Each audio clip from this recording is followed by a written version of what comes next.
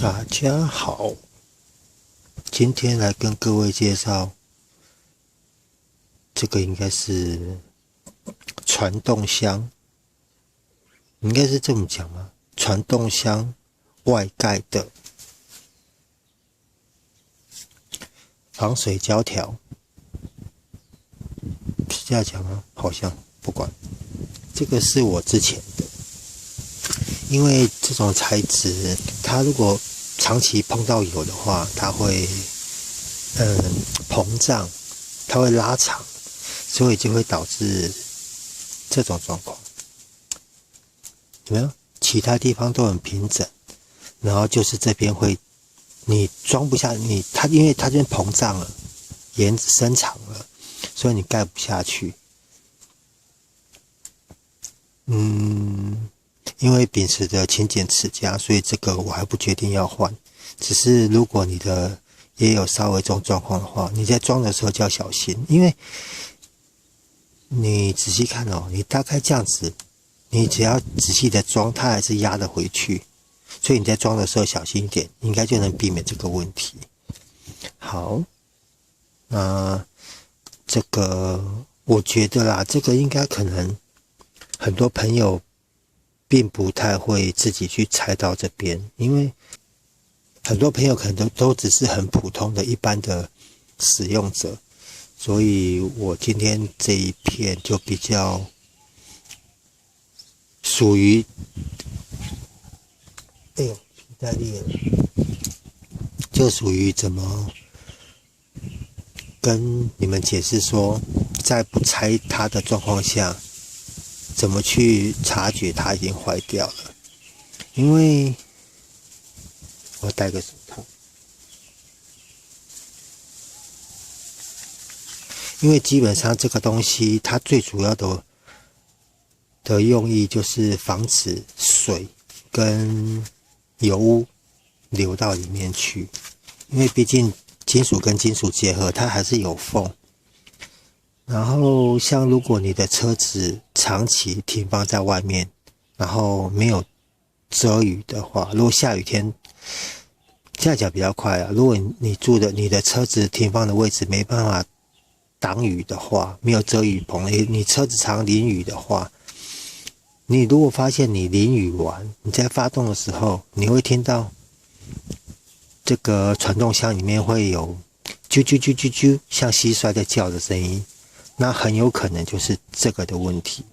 如果你这个声音是随时随地都会产生的话，那可能就是皮带坏掉。但是如果你是只有在下雨天过后，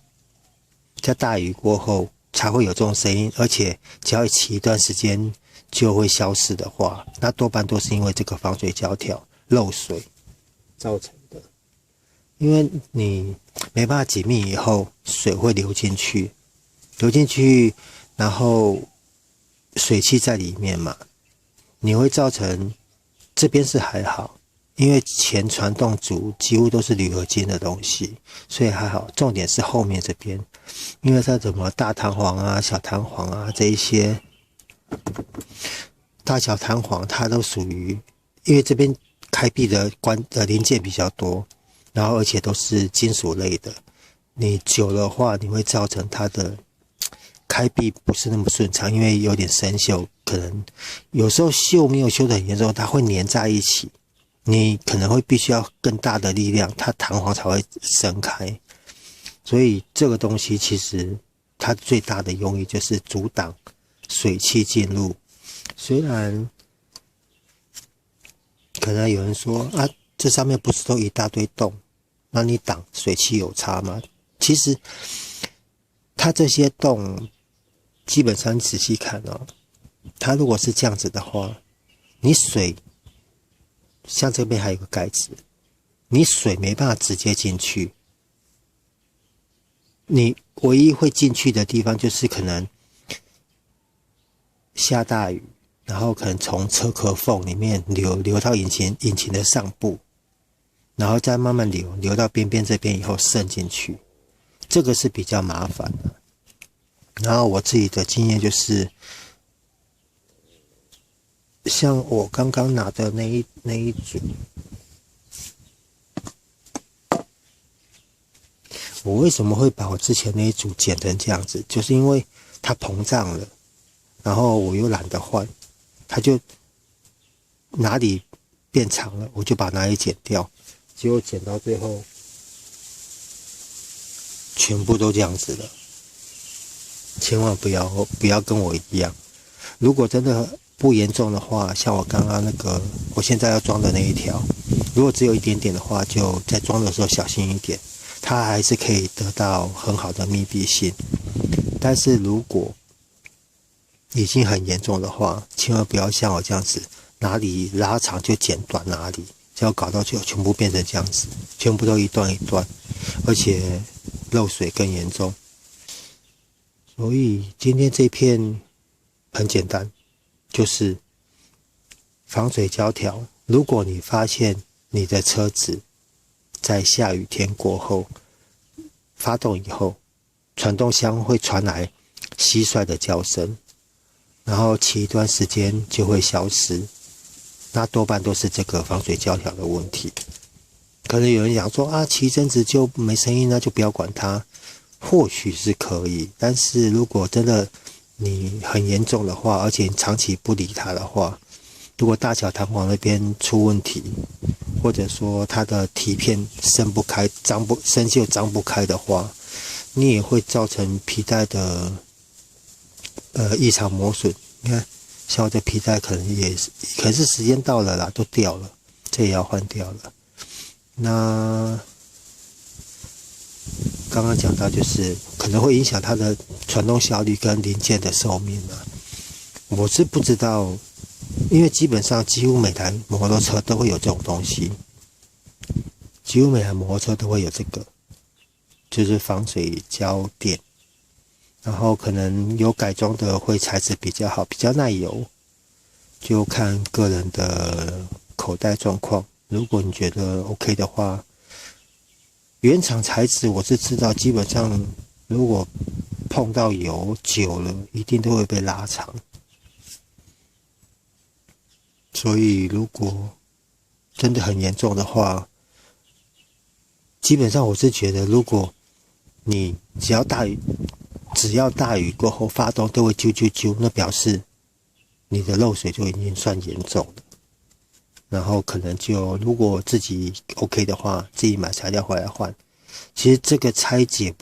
不会很困难，多半都是10号或8号的T 杆，就十几颗螺丝左右吧，就可以拔下来。这个只是锁的时候力道小心，因为毕竟还是铝合金的那个 case。然后再做一下基本的清洁，把那些皮带灰啊清一清，这些看一看。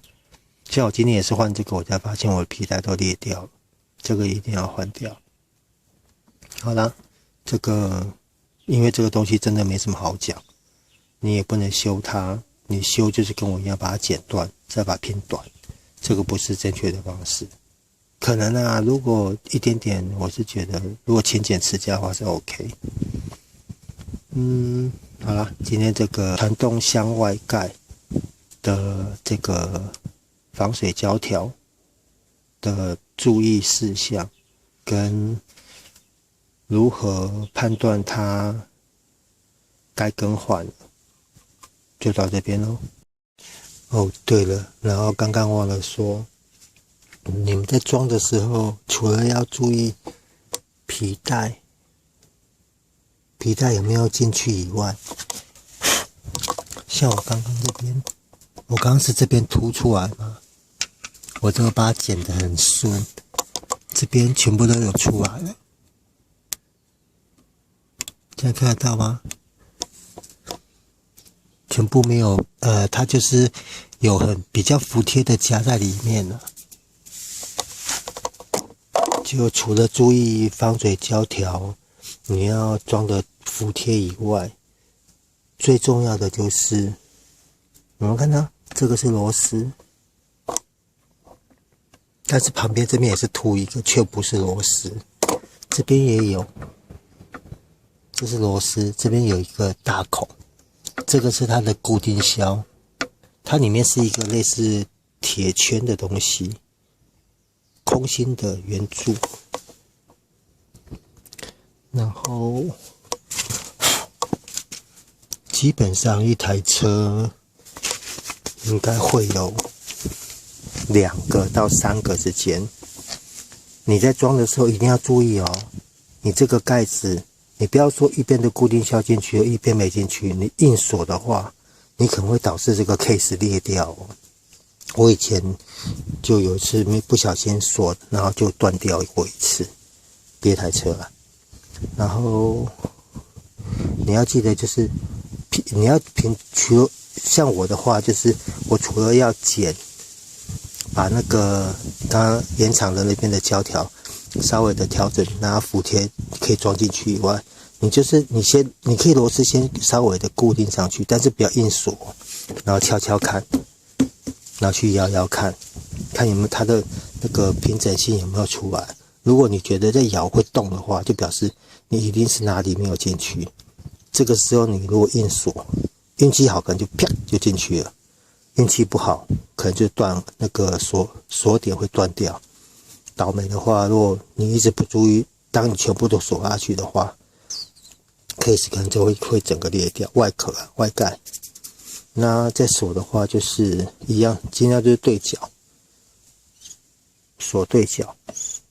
平均的锁。然后像进站的话，它是这种有胶套螺丝，你只要有锁紧，你看，因为它锁紧是因为挡到这边，并不是因为这边。要看到吗？这以进站为例啦，雅马哈好像很多车都，地友以前也是做这种螺丝，就是它锁紧是因为顶到了这一块。我是指的这个，它顶到了 case， 它的紧是因为这个，并不是因为这个。所以有时候可能你们会觉得，我锁到底了啊，算紧了啊，为什么 case 还是松松的？那是因为可能这个变形，这个顶住的胶套变形。要不然一般很多可能就直接用这种螺丝锁。这种螺丝锁的好处就是它若锁紧了就是紧了，因为它直接就顶在 case 上面，顶在外盖啊。然后像这个的话，像这种螺丝它就是顶在引擎的 case， 不是顶在外盖上。然后它外盖这边就是靠这个软性的东西去支撑它。好，那个 case 在装要注意的就是固定销，你固定销一定要有进去，你不要说你固定销不进去，整个觉得还会它的平整度没出来的时候，你硬锁很有可能就会挂掉。要补充的就是这个。好，谢谢各位，拜拜。